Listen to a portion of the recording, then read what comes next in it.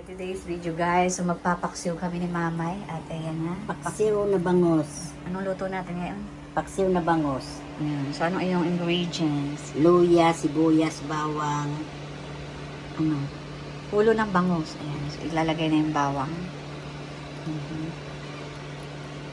Ilalagay na rin natin yung hiniwang talong at saka ang palaya. Ang palaya. Sasabay na natin. Pag nagpapaksiw ako ng isda, hindi ko sinasabawan ng tubig. Sarili niyang katas. Ng ano? Katas ng, yung katas ng isda at saka yung suka lang. Nilagay na ang ampalaya. Maraming isang ampalaya yan. 4 na ulo ng Paminta. lagyan na rin ng ilagay.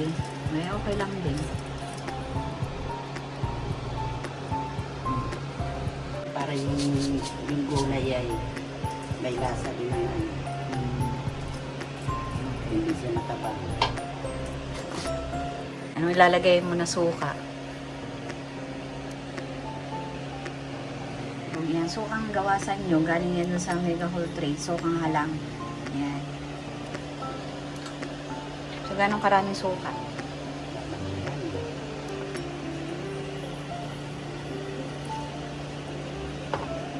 Yan. 1/4. O kalahati na. Asin. Maasim. Hindi niya masyado. Pero sa palagi mo okay na yan. Masarap yung kwan. Yung naturon na suka. Masarap yung paksiw na medyo ano mo yung asin. Ang So, all set na guys ang paksiw na bangus, ulo ng bangus ni Emma.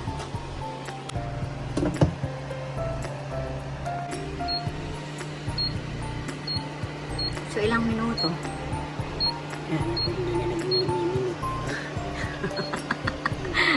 Ano na lang, estimate na lang. So, ayan. So, sinalang na. Hintayin na lang namin mga after 30 minutes. So, ito yung lutoan namin. Ang doktor, nag-iisa. Ayun. Ano? Anong lasa? Ha? Kulang saan? Asin. Maanghang. Mabangang. Ito na yung sinigang ni Emma. Ito yung naulo ng bangus. Bangus. Sabi na yan, daw yan. Hindi may. Lord, thank you. Make this food. This thing I pray. So, titikman na namin yung paksiw na bangus. So, kami nakakamay.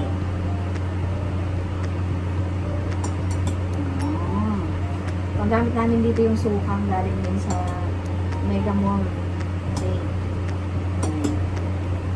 Okay naman pala. Yung atin. yan pala yun guys. May talong. Maraming sibuyas. So, all natural. Wala kaming ano dito. Wala tayo nilagay mamay na magic sarap ng wala. Asin lang patinta. Kain tayo.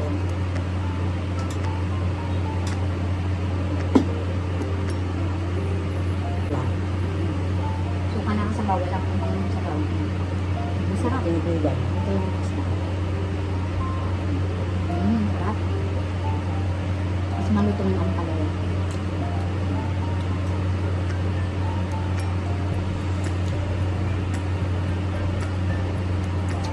Talong.